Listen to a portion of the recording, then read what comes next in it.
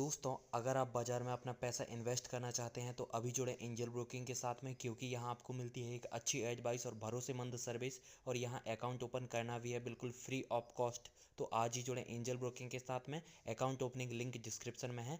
आज ही अपना account open कराएं। बातचीत करने के लिए आज के लिस्टिंग पर हमारे कंपनी की मैनेजमेंट, रेडगेन ट्रैवल की मैनेजमेंट, मिस्टर एमडी और चेयरमैन और एमडी भानु चोपड़ा साहब मौजूद हैं। सर नमस्कार, स्वागत है कार्यक्रम में। सबसे पहले तो कोविड जो एक गेम चेंजर रहा है, अलग अलग सेक्टर्स के लिए बहुत इम्पैक्ट करके गया, बहुत सारे कारोबार के ऊपर।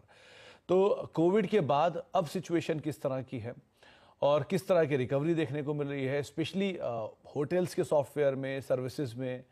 क्या कुछ अभी भी दिक्कत है या अभी पूरी तरह से हम इवॉल्व हो चुके हैं? ज़रूर। सबसे पहले आपका बहुत बहुत धन्यवाद कि आपने मुझे अपने शो पे बुलाया। तो मैं रेडगेन को एक वेरी क्विकली इंट्रोड्यूस कर देता हूं। तो रेडगेन जो है वो इंडिया की सबसे largest travel and hospitality SaaS company है।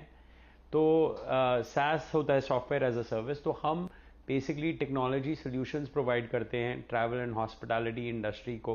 और हमारे तीन डिफरेंट बिजनेस लाइंस हैं। ये है मार्टेक, डिस्ट्रीब्यूशन और डेटा एज अ सर्विस।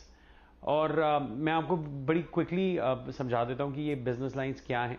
जो मार्टेक का बिजनेस है हमारा, वो एक बेसिकली एक होलिस्टिक डिजिटल मार्केटिंग प्लेटफॉर्म है, जिससे हम अपने कस्टमर्स के पास जाते हैं और उनसे पूछते हैं कि उनका जो भी डिजिटल मार्केटिंग बजट है, हम उसका जो ROI है वो मैक्सिमाइज करेंगे। तो इसमें हम तीन चीज़ें करते हैं। हम अपने कस्टमर के हिसाब से, जो लार्जली होटल्स हैं, उनका डिजिटल मार्केटिंग करते हैं सोशल चैनल्स पे, और एडवर्टीजमेंट्स करते हैं डिफरेंट डिजिटल मीडिया चैनल्स पे, गूगल पे और प्राइस कंपैरिजन वेबसाइट्स पे।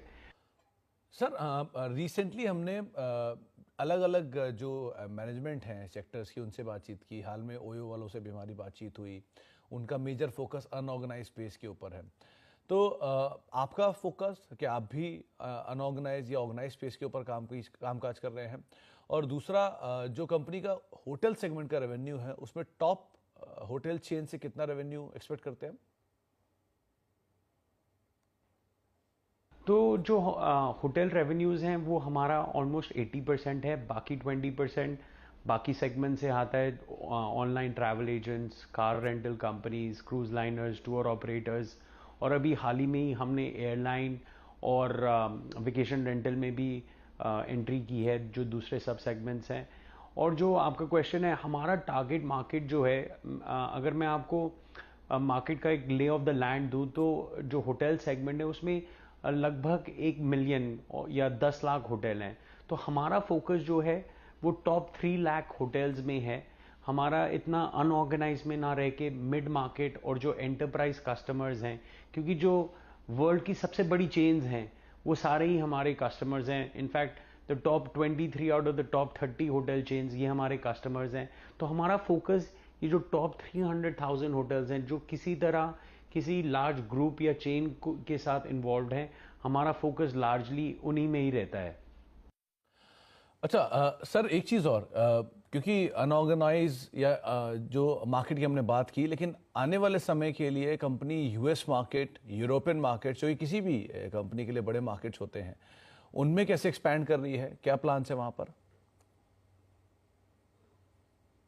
तो US से हमारा रेवेन्यू शेयर अबाउट 65% है। 15% हमारा यूरोप से है। और जो एक्विजिशंस की बात करें, तो हाल ही में ही हमने एक जर्मन कंपनी एक्वायर करी है, माई होटल शॉप। और इसके दो कारण थे। एक, जो हमारा मार्टेक का बिजनेस है, ये एक एडजेसेंट एरिया है उस मार्टेक बिजनेस में, जिससे अब हम पूरा एक होलिस्टिक डिजिटल मार्केटिंग प्लेटफॉर्म अपने कस्टमर्स को प्रोवाइड कर सकते हैं। और दूसरा, हम यूरोप में डीपर जाना चाहते थे। तो जो ये कंपनी है, इसके जो सारे कस्टमर्स हैं, ये लार्जली जर्मनी, ऑस्ट्रिया और स्विट्जरलैंड में है। तो इन मार्केट्स में हम डीपर हो गए हैं इस एक्विजिशन के थ्रू। तो हम रेडगेन पे एक पूरा प्रोग्राम रन करते हैं M&A पे। हमारी एक डेडिकेटेड टीम है जो डिफरेंट कंपनीज को इवैल्यूएट करती है।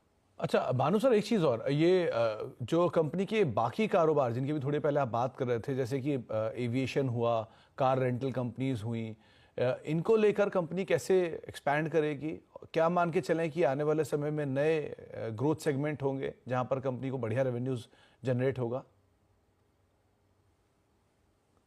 तो अगर आप ट्रैवल इकोसिस्टम देखें तो वहाँ सप्लायर्स होते हैं जो लार्जली एयरलाइंस, होटल्स और कार रेंटल कंपनीज होती हैं।